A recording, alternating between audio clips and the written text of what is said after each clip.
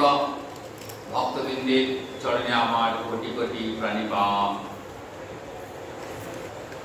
ব্রহ্মকুণ্ডের তীরে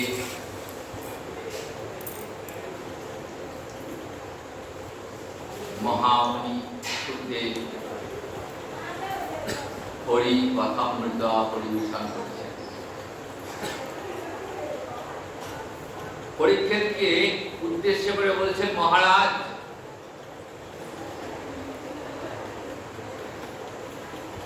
কৃতে যদ্ভয়ত বিষ্ণু ত্রেতায়াং জয়ৌত মহৈ দাপরে পরিচর্যায়াং কলৌ তৎ হরিকীর্তনাৎ।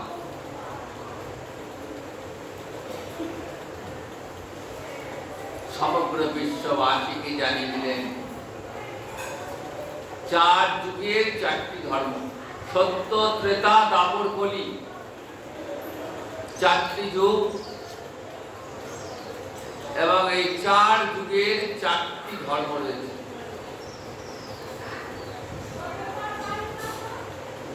কি সেই ধর্ম? কৃত অর্থাৎ সত্য যুগে ধর্ম ছিল বিষ্ণুর ধ্যান। কৃতে যদ্ধ্যায়ত বিষ্ণু,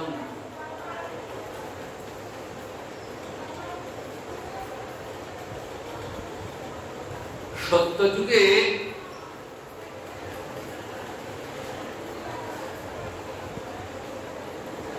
ভগবানকে পাওয়ার জন্য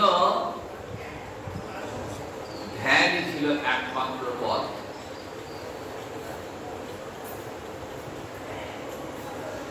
ত্রেতায়া যজৌতু মখম,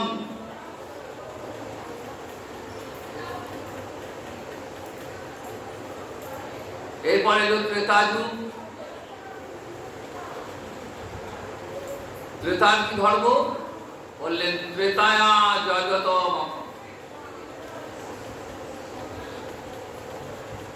অর্থাৎ যোগ্য। ভগবানকে পাওয়ার জন্য ত্রেতার যেটা ধর্ম সেটা হলো যাগ যজ্ঞাদি।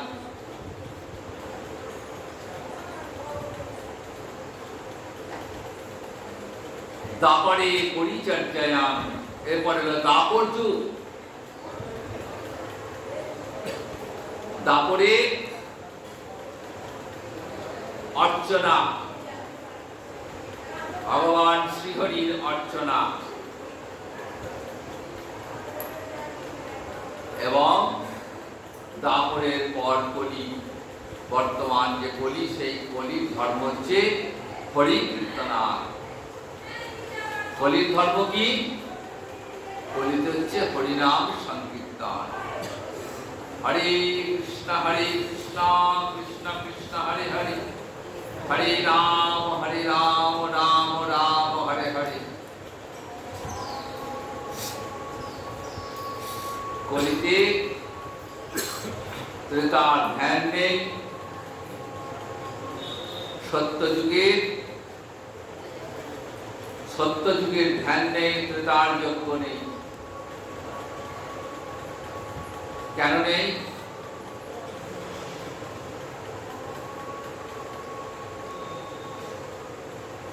ধ্যান করতে গেলে মননশীল হতে হয়।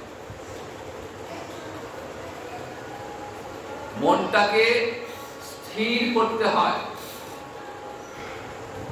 মন স্থির না হলে গোবিন্দের চরণ ধ্যান সম্ভব নয়। কিন্তু কলিহত জীব, তাদের মন সতত চঞ্চল,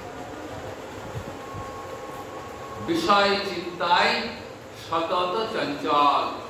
বিষয়মুখী মন সর্বদাই বিষয় ভোগের জন্য চিত্ত আকুল হয়ে রয়েছে। সমগ্র ইন্দ্রিয় বিষয় ভোগের জন্য ব্যাকুল হয়ে রয়েছে।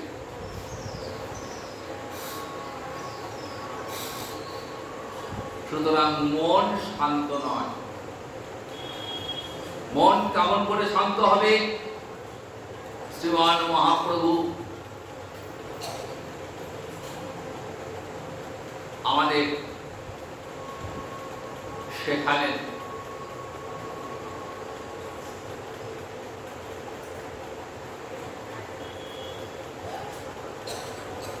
শ্রীমদ্ ভাগবতে ভগবান বলছেন, দেখো আমার ভক্ত কেমন, বললেন নিরপেক্ষ মুনি শান্তম।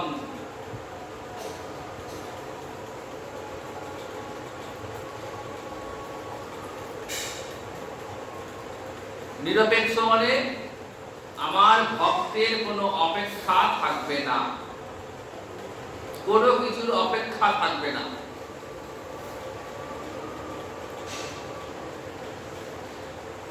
সে হবে আমার ভক্ত। মুনি শব্দের অর্থ যিনি মনন করেন। মুনি মানে কোন সাধু বা ঋষি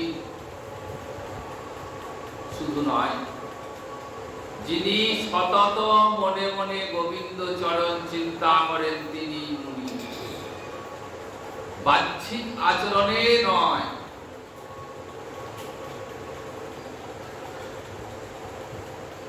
অভ্যন্তরীণ আচরণে যিনি গোবিন্দ চিন্তা করবেন তিনি হবেন।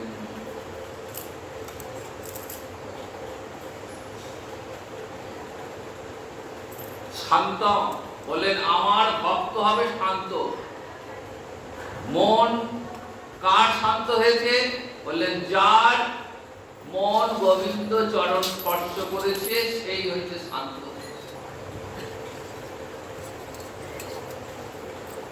যতক্ষণ মন গোবিন্দ চরণ গৌর চরণ স্পর্শ না করছে ততক্ষণ পর্যন্ত মন থাকবে অশান্ত।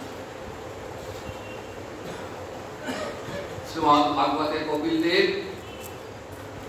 মাতা দেবহূতিকে বলছেন যে মা, আমার ভক্ত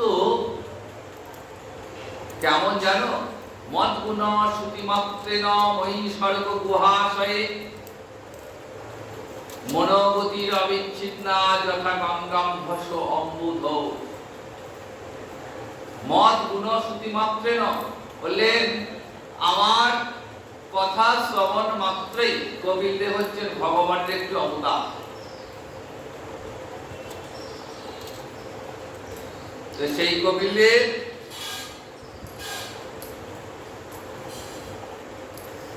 মাতা দেবহূতিকে বলছেন যে আমার ভক্ত তার মন যতক্ষণ পর্যন্ত না গোবিন্দ চরণ পাচ্ছে, ততক্ষণ আমার চরণ স্পর্শ করছে, ততক্ষণ পর্যন্ত তাকে আটকানো যাবে, ভক্তকে আটকানো যাবে না।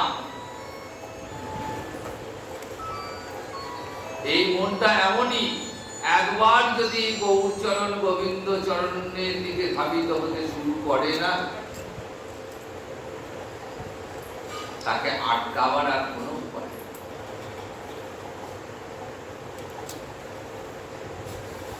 কারণ তার মন হয়ে গেছে শান্ত।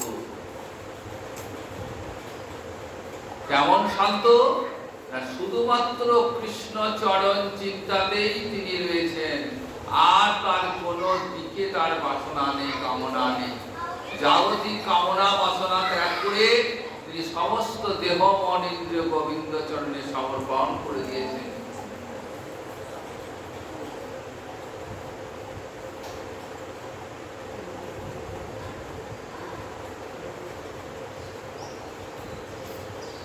সুতরাং ধ্যান করতে গেলে আগে মনটাকে শান্ত করতে হবে, নির্মল করতে হবে, পবিত্র করতে হবে। যতক্ষণ না চিত্ত নির্মল হচ্ছে, পবিত্র হচ্ছে, ততক্ষণ পর্যন্ত কিন্তু ধ্যান হবে না। কিন্তু আমরা দেখুন আমাদের চিত্ত সতত চঞ্চল। ত্রেতা যুগের যে ধ্যান, ভগবানকে পাওয়ার যে রাস্তা, সেই ধ্যান কিন্তু আমাদের দ্বারা সম্ভব।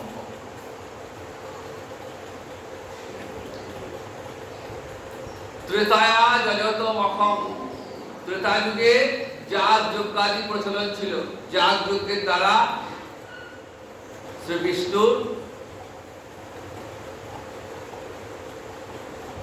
আরাধনার পদ্ধতি, ভগবানকে পাওয়ার একটা পদ্ধতি।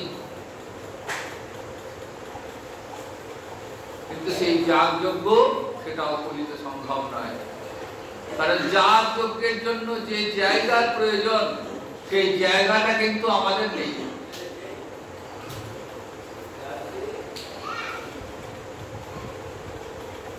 যাগ যজ্ঞের জন্য যে সমস্ত উপকরণের দরকার সেই উপকরণ আমাদের নেই, কোথাও পাওয়া যাবে না। যাগ যজ্ঞ করবার জন্য যে সমস্ত যাজ্ঞিক পুরোহিতের দরকার সেই পুরোহিত পাওয়া যাবে।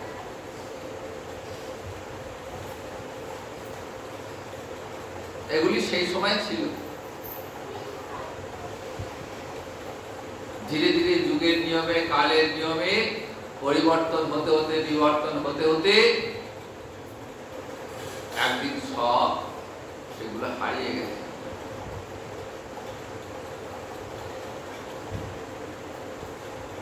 তারপরে পরিচর্যা, তারপরে ছিল পরিচর্যা, শ্রী বিষ্ণুর অর্চনা, সেটা করার ক্ষমতাও কলিহত জীবের নেই। কারণ অর্চনা করতে গেলে, ভগবানকে সেবা করতে গেলে যে দৈহিক এবং মানসিক শক্তি দরকার, সেই শক্তি কার নেই।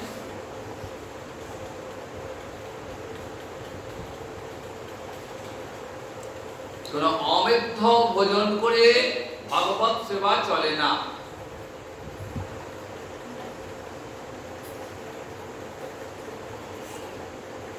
কারণ অমেধ্য ভোজনকারী হৃদয়, চিত্ত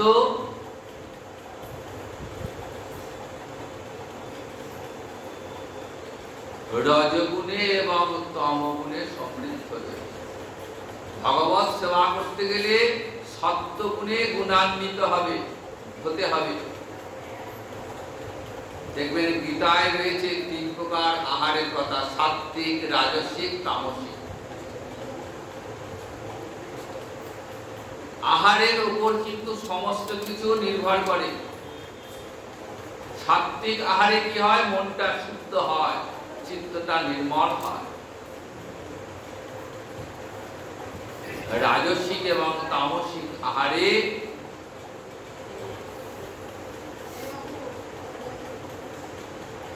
চিত্তের চাঞ্চল্য বৃদ্ধি পায়, ভাগবত সেবার উপযুক্ত নয়।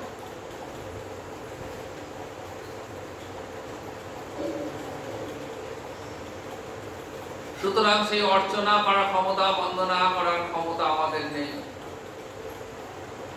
তারপরে বৃন্দাবনের গোপীরা, বৃন্দাবনের শাখা, শ্রীকৃষ্ণের শাখাগণ, সখীগণ, মা যশোদা, পিতানন্দ আমাদের দেখিয়ে গেছেন কেমন করে ভগবানকে ভালোবাসতে হয়।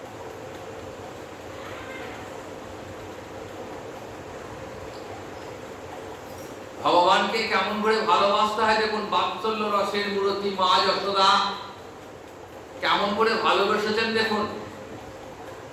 না ছিল বেদ পাঠ, না জানতেন বেদ, না জানতেন কোনো শিক্ষা, কিন্তু শুধুমাত্র বাৎসল্য রসের মূরতি, বাৎসল্য স্নেহের বশবর্তী হয়ে শুধু গোবিন্দকে ভগবান ভালোবেসেছে।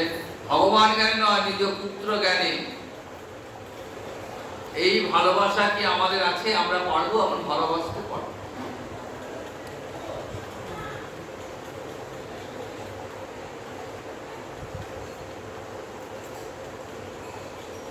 সখারা যেমন করে ভগবানের সঙ্গে সখ্যতা স্থাপন করেছেন, ভগবানের বন্ধু হয়েছেন, আমরা কি ভগবানকে সেরকম বন্ধু ভাবতে পারবো? পারবো। গোপীগণ গোবিন্দ চরণে এমন করে সমস্ত কিছু ত্যাগ করলেন। সর্বধর্মান পরিত্যজ্য মাম একং শরণং ব্রজ। ভগবান বলছেন সমস্ত কিছু ত্যাগ করে আমার চরণে আশ্রয়। এই যে সব কিছু ত্যাগ, এই ত্যাগ কিন্তু বৃন্দাবনের গোপীরা দেখেছিলেন ত্যাগ কেমন করে করতে হয়। সেই ত্যাগ কি আমাদের পক্ষে সম্ভব? আমরা কলিহত জীব, আমরা অধম, পতিত, বিষয়ভোগী, অমেধ্য ভোজনকারী।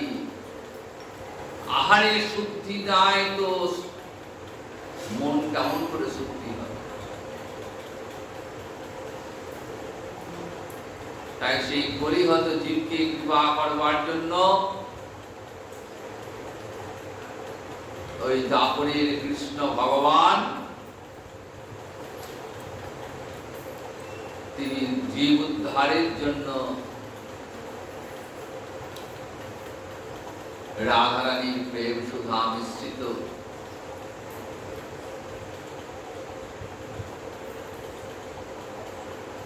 গোলকের প্রেম ধন জগৎ জীবকে দেওয়ার জন্য নিয়ে এলেন।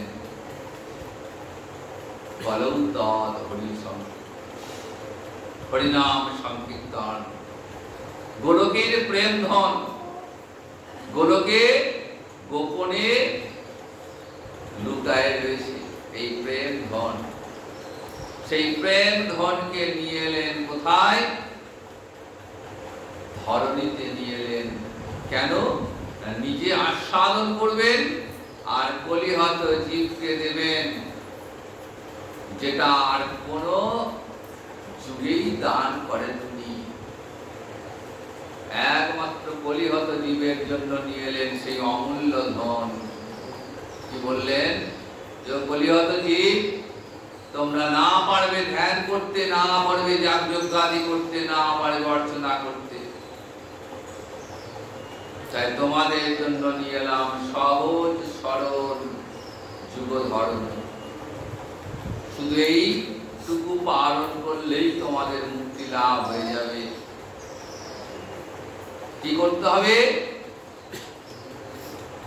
তোমরা যা করছো করো, শুধু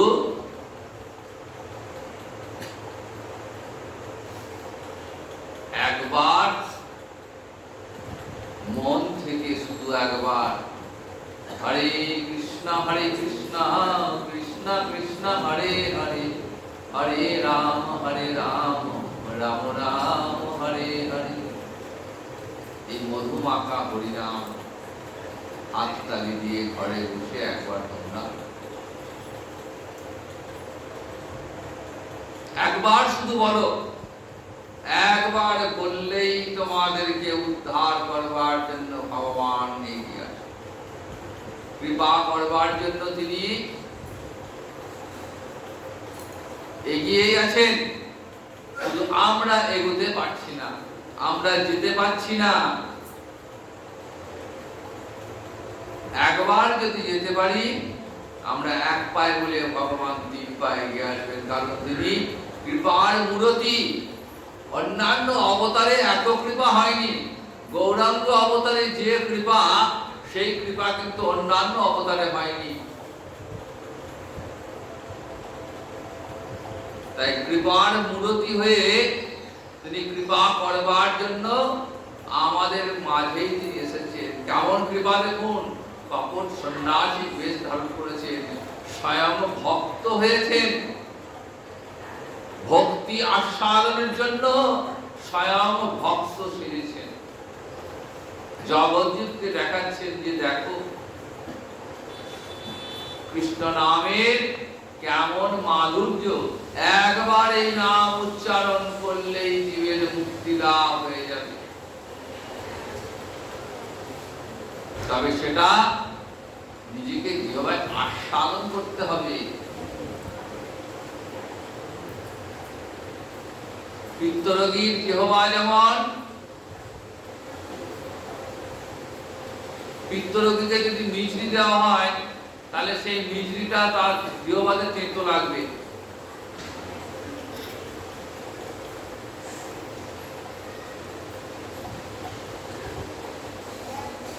কখন মিষ্টি হবে?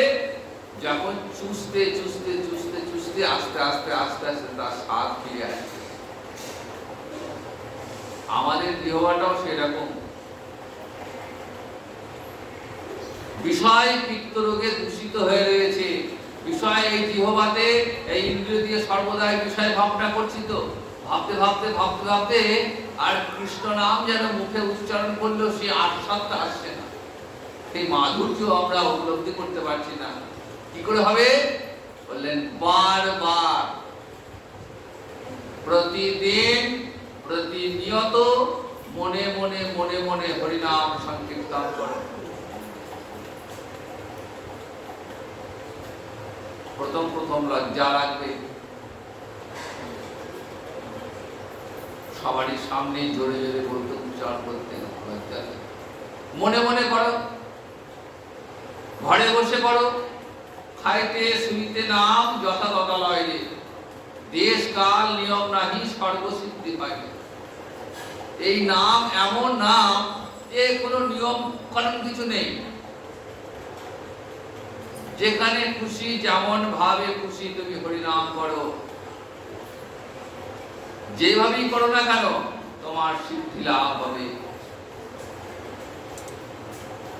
কোনো জাঁকজমকের প্রয়োজন নেই, কোনো আড়ম্বরের প্রয়োজন নেই, কাউকে দেখাবার প্রয়োজন নেই, কোনো অর্থের প্রয়োজন নেই। ঘরে বসে হাত তালি দিয়ে হরিনাম করো।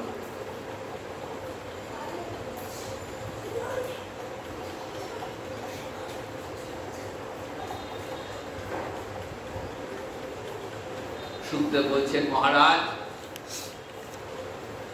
কলিযুগে আর অন্য কোন ধর্ম নেই।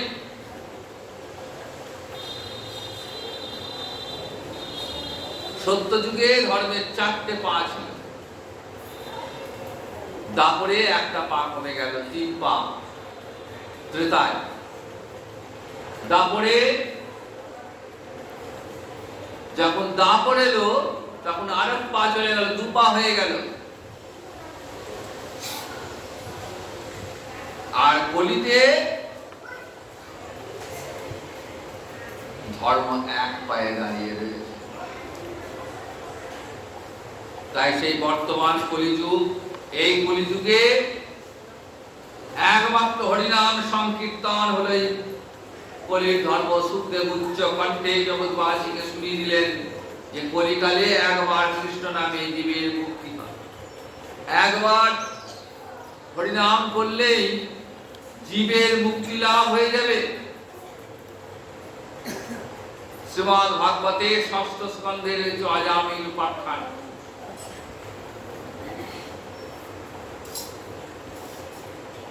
অজামিল কান্যকুব্জবাসী ব্রাহ্মণ, উচ্চকোটির ব্রাহ্মণ ছিলেন, কিন্তু নিজ কর্মদোষে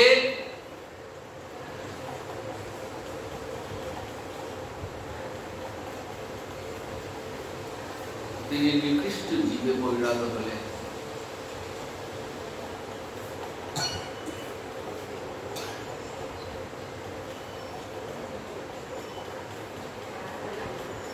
হেন অপরাধ নেই, হেন পাপ কর্ম নেই অজামিল করলেন না। সেই অজামিল মৃত্যুর সময়ে কি করলেন?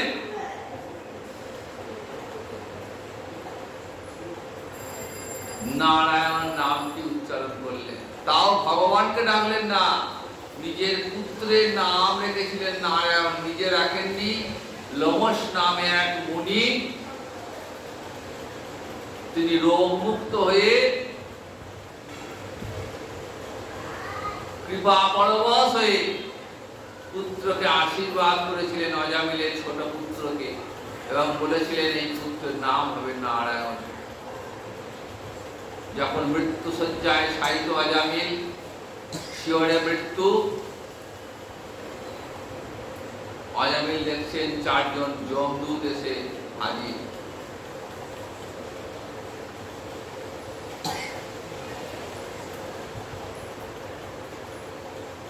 অজামিল ভয়ে ছোট ছেলের নাম ধরে চিৎকার করছে, নারায়ণ নারায়ণ নারায়ণ। 4 অক্ষরের নারায়ণ যেই দেখেছেন, সঙ্গে সঙ্গে 4 জন বিষ্ণুদূত এসে গেছেন।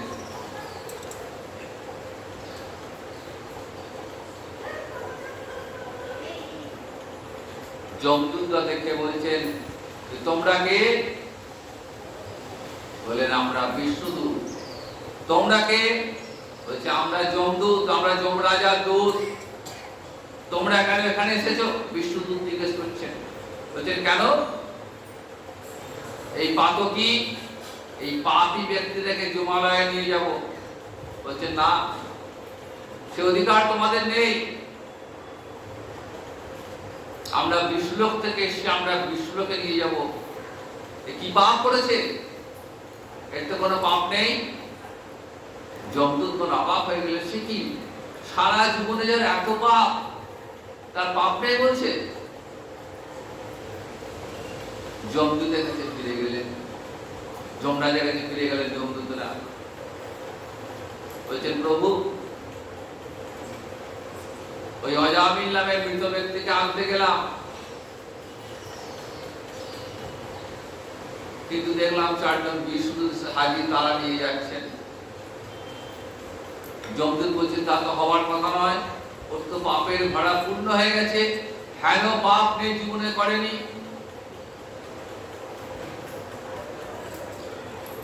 এর তো বিষ্ণুলোকে যাওয়ার অধিকার নেই। যমরাজা বললেন, মহাচিন্তায়, কি করবেন?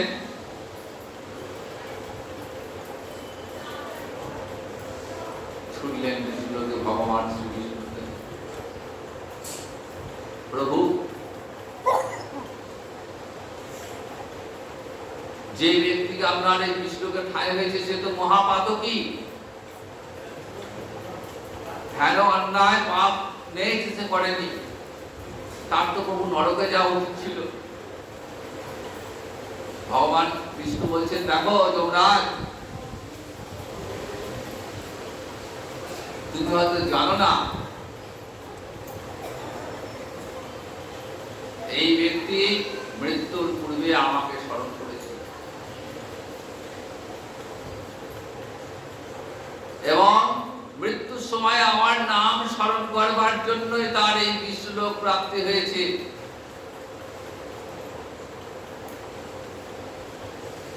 আজ থেকে মনে রাখবে, যে আমার নাম গ্রহণ করবে, যে কৃষ্ণ নাম গ্রহণ করবে, যে বিষ্ণু নাম যে নেবে, তাকে তোমরা স্পর্শ করবে না। যমরাজ তাকে গেলেন।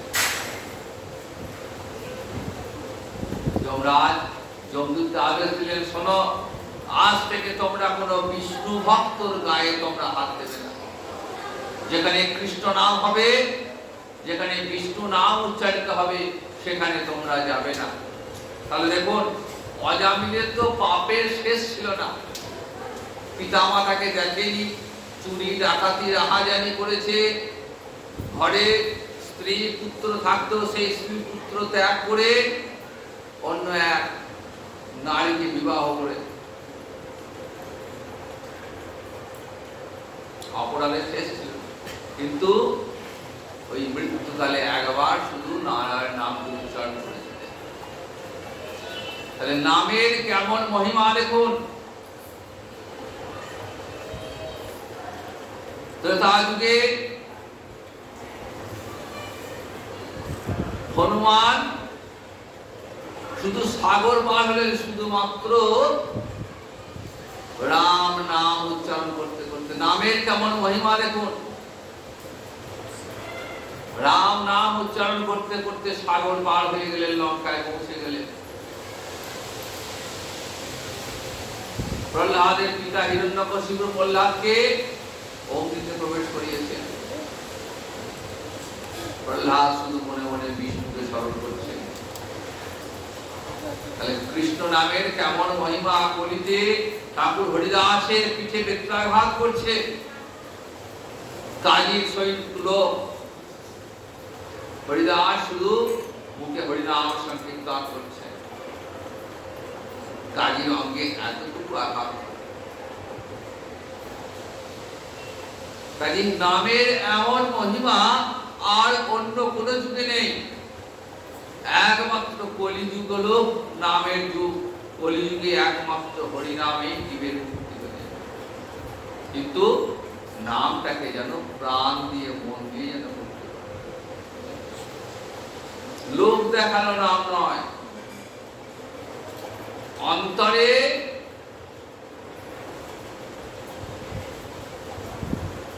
যেন নাম যেন অন্তর থেকে উচ্চারিত হয়।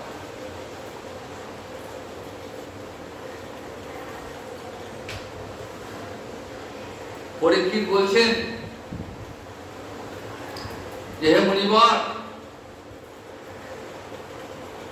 পাপী ব্যক্তি পাপ করলো, প্রায়শ্চিত্ত করলো,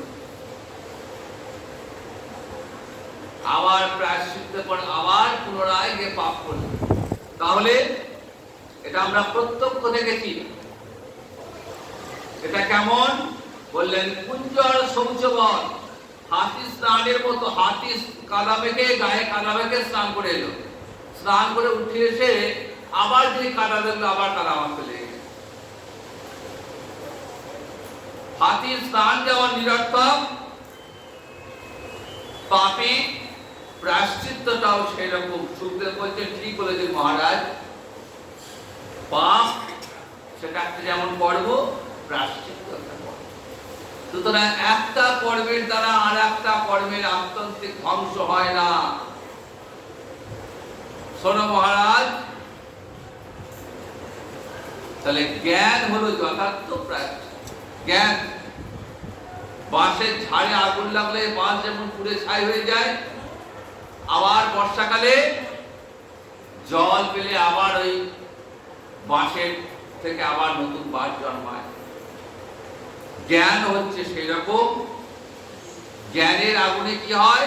কর্ম পুড়ে ছাই হয়ে যায়।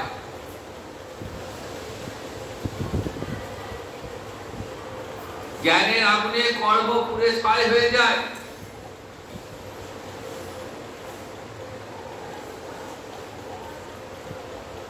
সেটা ঠিক কথাই,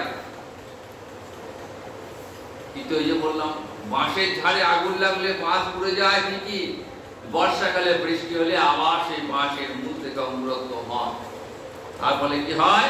ওই বাঁশের বাগান আবার বাঁশে পরিপূর্ণ হয়ে যায়। কারণ আগুন মাটির ভেতরে প্রবেশ করে মূলটাকে পোড়াতে পারে না। জ্ঞানও ঠিক সেরকম। জ্ঞানের দ্বারা কর্মের ক্ষয় হয় বটে, কিন্তু পুরোপুরি হয় না। অনেক জীবনমুক্ত পুরুষ রয়েছেন, জ্ঞানী পুরুষ, অপরাধ জ্ঞান সাধন করে উচ্চ স্তরে পৌঁছে গেছেন, কিন্তু সামান্য ভুলের কারণে আবার তাকে সেই বন্ধনে ফিরে আসতে হবে। সৌভরি মুনি, শ্রীমদ্ ভাগবতে সৌভরি মুনির উপাখ্যান রয়েছে। মহাত্মা ছিলেন জ্ঞানী, জ্ঞান সাধন করে বলে যমুনায় জলের তলায় নিজের আশ্রম করে দিলেন, সেখানে থাকতেন। থাকতে থাকতে একদিন দেখছেন একটা মৎস্য আর মৎস্যী জলের তলায় তারা সুখে বিচরণ করছে। তাদের সুখ দেখে সৌভরির অন্তরে ওই সংসার বাসনা জেগে উঠল। যে সংসার ত্যাগ করে সাধন ভজন করে উচ্চ স্তরে পৌঁছলেন, দেখুন সামান্য মুহূর্তে আবার তাকে তার সংসার বন্ধন প্রাপ্তি হলো। যে এতদিন যে অর্জন করলেন, যেটা এক নিমেষে সেটা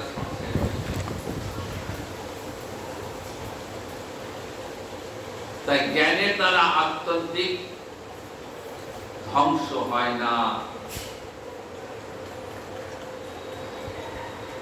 জগতে ভগবত প্রাপ্তির জন্য যত প্রকারের সাধন রয়েছে, তার মধ্যে সর্বশ্রেষ্ঠ সাধন হলো হরিনাম সংকীর্তন। শ্রবণ এবং কীর্তন, এই দুটি হচ্ছে ভগবত ভজনের মূল। নিত্য হরিনাম সংকীর্তন করলে কি হয়? হৃদয়ের যে মল, যে মলিনতা, যে মালিন্য, সেই মালিন্য দূর হয়ে যায়, হৃদয়টা পরিষ্কার হয়ে যায়। গৌর গোবিন্দ চরণে অচলা ভক্তি লাভ হয়। তাই নিত্য হরিনাম সংকীর্তন করুন আর বহু চরণে নিজেদেরকে সমর্পণ করে দিন, মানব জীবন পূর্ণ হয়ে যাবে। আর এইভাবে ভাগবতী কথা বিশ্ব আপনার জয়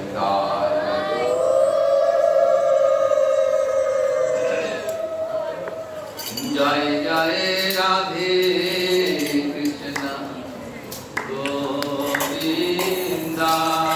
জয় জয় রাধে